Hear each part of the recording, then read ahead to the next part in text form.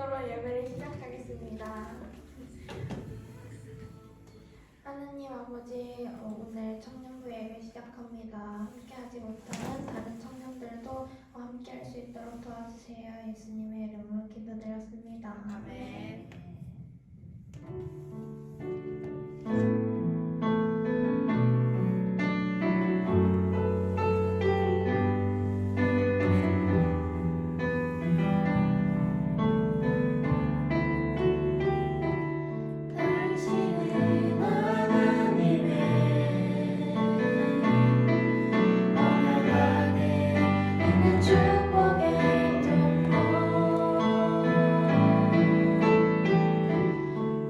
당신을 통하여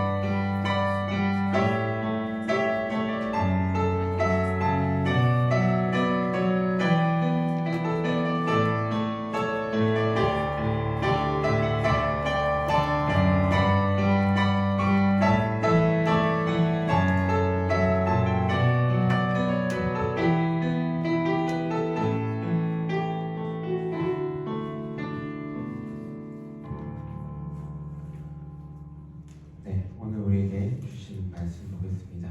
우리에게 주시는 말씀은 마태복음 8장 23절부터 27절까지의 말씀입니다. 마태복음 8장 23절부터 27절까지 말씀입니다.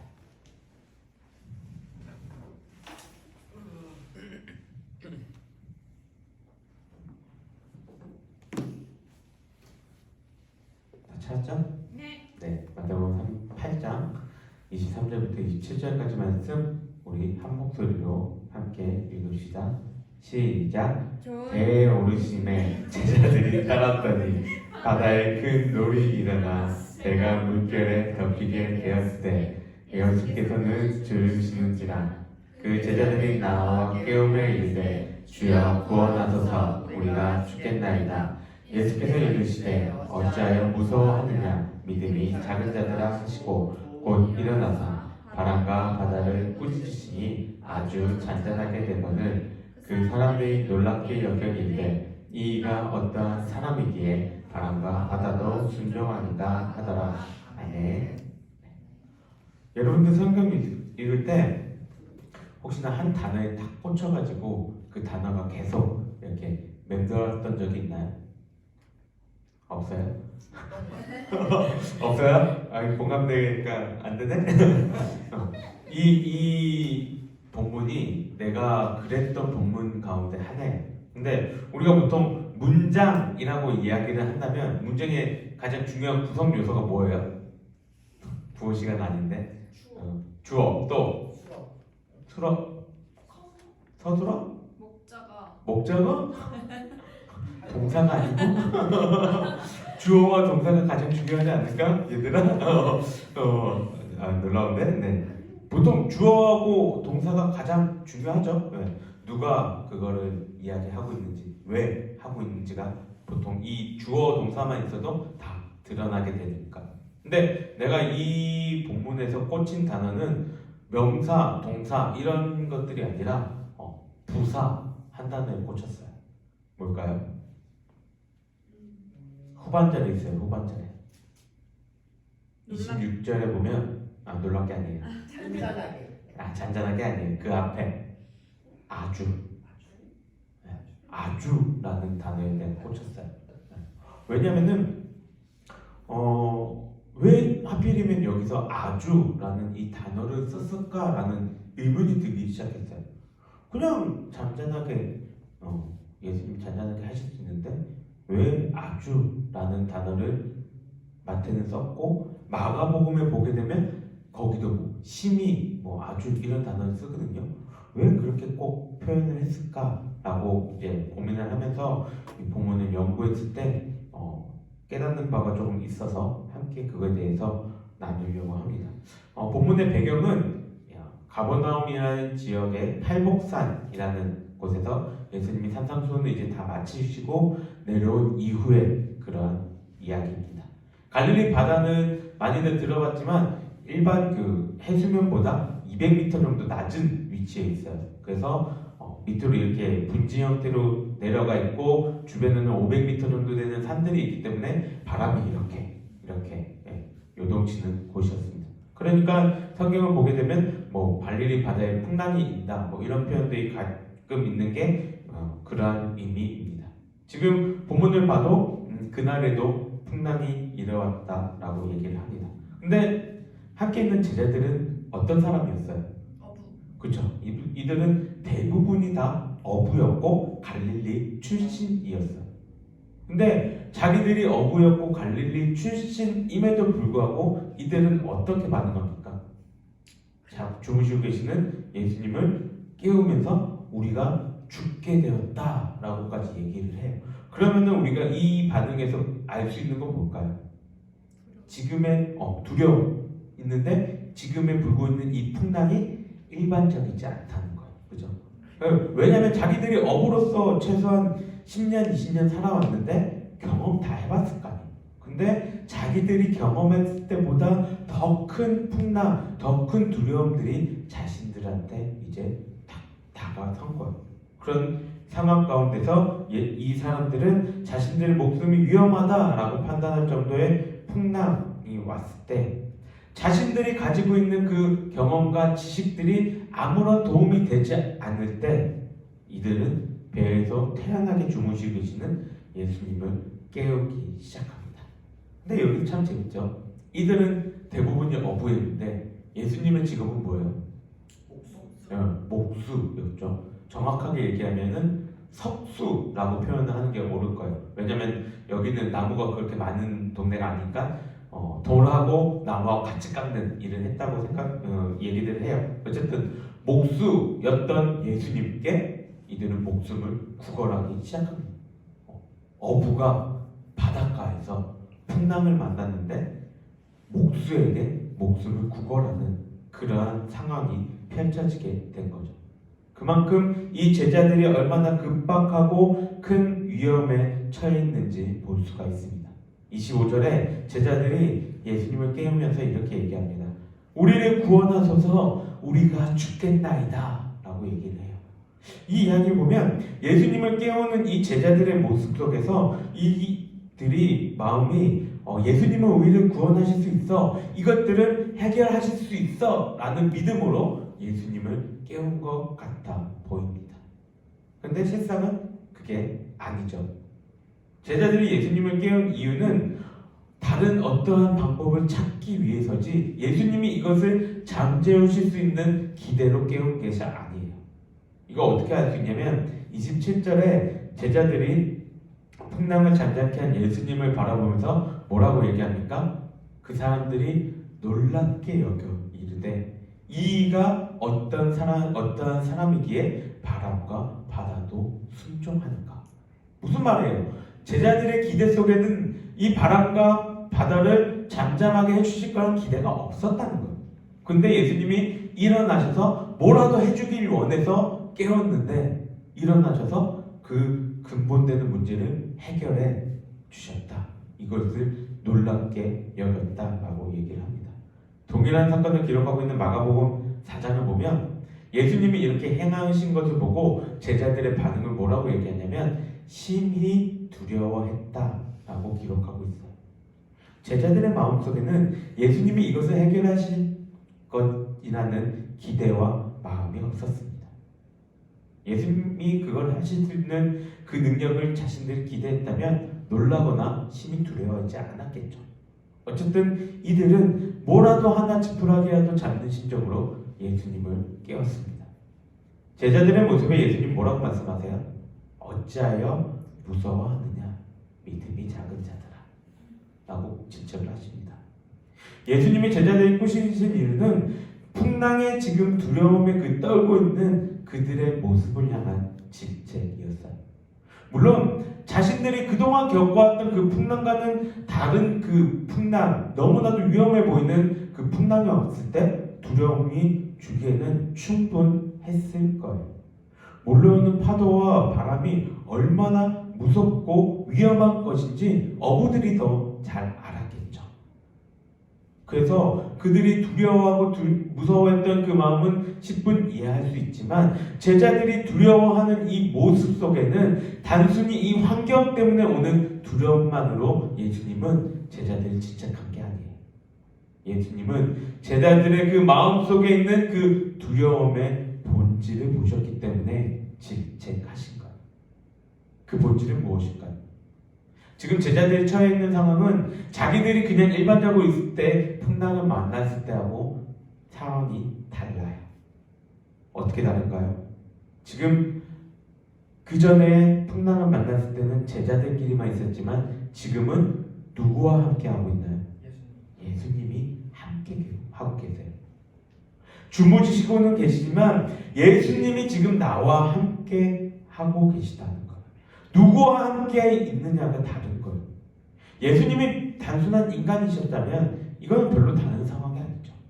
근데 지금 제자들의 이 상황은 같은 인간으로서 스승이나 인솔자와 함께 있는 것이 아니라 이 피조 세계를 만드신 그분과 함께 있는 상황이에요. 제자들은 신과 함께 있다는 거예요. 결국 제자들의 그 두려움의 본질은 무엇이었냐면 자신들과 함께 하시는 예수님에 대한 불신이었다는 것. 올바로 예수님을 알지 못했다는 것. 신이시요 인간이셨던 예수님을 제대로 알지 못함에서 오는 불신, 그리고 예수님과의 그 올바른 관계가 세워지지 않음에서 오는 불신입니다. 제자들은 예수님이 신이시고 메시아로 오셨다는 그 사실을 온전히 믿지 못했기 때문에 이 풍랑으로는 예수님을 죽음에 이르지 못하게 한 그 사실을 알지 못했습니다. 제자들이 예수님을 메시아로 온전히 믿었다면 하나님의 그 일을 다 이루시기 위해서 메시아로서의 그 사명을 감당하시기 전까지 예수님이 죽으실 것이라는 그 생각을 안 했겠죠. 근데 그것을 믿지 못했기 때문에 이 풍랑 때문에 자신들의 그 생이 위태해진다고 생각하고 있었다는 것. 그렇기 때문에 예수님은 제자들이 가진 그 두려움의 본질, 자신들과 함께하고 있는 이 예수님에 대해서 신이요 메시아라는 그 사실에 대해서 믿지 않는 그 불신앙의 모습을 책망하셨습니다. 제자들이 이러한 상황 속에서 그러면 어떤 단어가 이 하나님의 아들 되신 예수님이 신이시요 메시아라는 그 사실을 드러내줄까요? 여기서 아까 얘기했던 그 부사, 그 아주가 내 눈 속에 들어온 거예요. 마태복음과 마가복음에 쓰인 이 아주라는 이 단어는 헬라어에서 표현할 때에 최상급의 표현입니다. 가장 큰, 매우 이런 뜻들을 가지고 있어요. 그러면 26절 후반부는 무엇을 얘기하고 있냐면 예수님이 바다와 바람을 꾸짖으시니 바람과 바다가 매우 가장 아주 잔잔해졌다고 이야기를 하는 거예요. 왜 이 단어가 예수님의 하나님의 아들 되심을 드러내고 있을까요? 이스라엘 백성들은 유목민족입니다. 사막에 살아가잖아요. 물에 대한 기본적인 공포가 있어요. 그래서 말씀으로 바다와 바람을 잠잠케 하신 예수님의 그 모습에 이스라엘 백성으로서는 경이롭고 놀랄 수밖에 없는 일인 거죠. 이스라엘 백성들이 물에 대한 그 공포는 계시록에서 나오고 있는 예수님의 대적자들이 대부분 물에서 나오는 것들을 바라보서라도 알 수가 있습니다. 예수님은 아담과 하와의 범죄 이후에 우리 인류의 모든 죄악 가운데 그리고 만물 또한 죄로 물들었어요. 인류는 하나님과의 관계가 단절됨으로써 이제 우리의 죄에서 살아오신 그 신이요 메시아이신 예수님을 제대로 알지 못하였고 외면하였고 십자가에 못 박았습니다. 근데 다른 피조물들은 어땠을까요? 하나님의 아들이시요 창조자인 예수님에 대해서 다른 피조물들은 어떻게 반응하였을까요? 말을 하지 못하는 자연은 예수님을 보고 예수님의 명령에 어떻게 반응합니까? 자신의 그 꾸짖으심에 자기가 할 수 있는 최대한의 경배를 갖춰서 순종합니다. 자신을 창조한 창조주께 자신의 모든 것을 잠잠케 해서 그 말씀에 순종합니다. 다른 피조물들은 예수님께 어떻게 반응했을까요? 지극히 높은 하나님의 아들 예수여 나를 괴롭게 하지 마소서. 당신은 하나님의 아들이시니이다. 하나님의 거룩한 자이니이다. 이 고백들이 누구의 고백들일까요? 귀신들의 고백입니다. 우리는 잊어버린 그 하나님의 위엄과 놀라우신 그 영광을 다른 피조물들은 아직도 잊지 않고 기억하고 있다는 것. 그러니 예수님의 그 명령에 자신의 모든 것을 들여 잠잠케 했고 보는 것만으로도 두려움에 따라 하나님의 아들 되심에 대해서 이야기를 했던 것입니다. 여러분의 신앙에서 예수님은 어떤 분이세요? 우리의 죄를 대신해서 십자가에 달려 돌아가시고 부활하신 예수님. 우리는 그것만 혹시 기억하고 있지 않나요? 예수님에 대한 믿음은 하나님의 자녀가 되기 위해 하늘나라의 그 현관으로 들어가기 위해서만 필요한 것이 아니에요. 그리스도는 그리스도에 대한 믿음을 삶의 원리로 삼는 사람들입니다. 그리스도 예수를 믿음으로 시작한 우리의 새 생명은 그리스도 안에서 그리스도와 함께 그리스도를 통해서 사는 믿음의 원리로만 유지되고 기능하며 성장합니다. 그래서 우리가 우리 스스로를 크리스찬이라고 소개할 때에 그리스도가 내 안에 살아 계시는 사람이라고 어떤 목사님을 크리스찬을 정의를 했는데 이게 우리의 정체성을 잘 드러내줍니다. 그리스도가 내 안에 살아 계시는 사람. 그러니 우리 가운데는 지금 제자들과 같은 이런 모습으로 두려워할 필요가 없다는 거예요. 왜요? 창조주이시요 만물의 주관자이신 그리스도가 내 안에 있기 때문에. 우리가 예수님을 생각할 때에 예수님께 경배하며 예배드릴 때에 바다와 바람과 같은 순종과 경배를 드릴 수 있기를 원합니다. 자신의 모든 것을 다해서 아주 잔잔해졌던 그 바람과 바다처럼 우리의 모든 것을 다해 삶을 들여 주님께 순종하며 경배하며 살아가는 우리 모두가 되기를 원합니다. 우리는 오늘 풍랑을 잔잔케 하시는 예수님의 모습을 살펴봤어요. 그리고 예수님과 함께 있었음에도 불구하고 메시아와 함께 있었음에도 불구하고 올바른 관계와 불신 때문에 두려움에 떨어야 했던 제자들의 모습을 살펴봤습니다. 저와 여러분이 예수님을 좀 더 알아가고 예수님을 좀 더 올바로 알아갈 때에 예수님에 대한 우리의 믿음이 더욱더 자라날 때에 세상의 창조주여 주관자 되시는 그 예수님이 나와 함께 계신다는 그 마음의 확신이 있을 때에 우리는 세상 속에서 두려움이 아닌 하나님이 우리와 함께 계시고 예수님이 나와 함께 계심으로 가장 좋은 것으로 이끄신다는 그 사실을 믿으며 나아갈 수 있을 겁니다. 수고하고 무거운 짐진 자들아 다 내게로 오라 내가 너희를 쉬게 하리라 라고 말씀하신 그 주님의 품 안에서 세상의 그 누구도 어떤 것도 줄 수 없는 위로와 평안을 얻는 오늘 하루와 그리고 일주일이 될 수 있기를 주님의 이름으로 간절히 소망합니다. 우리 함께 기도합시다. 하나님 아버지 감사합니다. 오늘 풍랑을 잠잠케 하신 예수님을 바라보면서 예수님이 창조주이시며 하나님의 아들 되심에 대해서 다시 한 번 더 생각해 봅니다. 그리고 우리의 삶 가운데서도 그 창조주이시며 만물의 주관자 되시는 예수님이 나와 함께하고 계시다는 그 사실에 대해서 다시 한 번 더 다짐하며 나아갑니다. 하나님, 우리의 삶 가운데 우리가 세상 속에서 살아갈 때에 힘들고 두렵고 어려운 일들이 우리에게 다가온다 할지라도 세상 모든 만물이 잠잠하게 주님께 경배했던 것처럼 그 능력의 하나님을 의지하며 우리가 살아갈 수 있는 삶이 되기를 원합니다.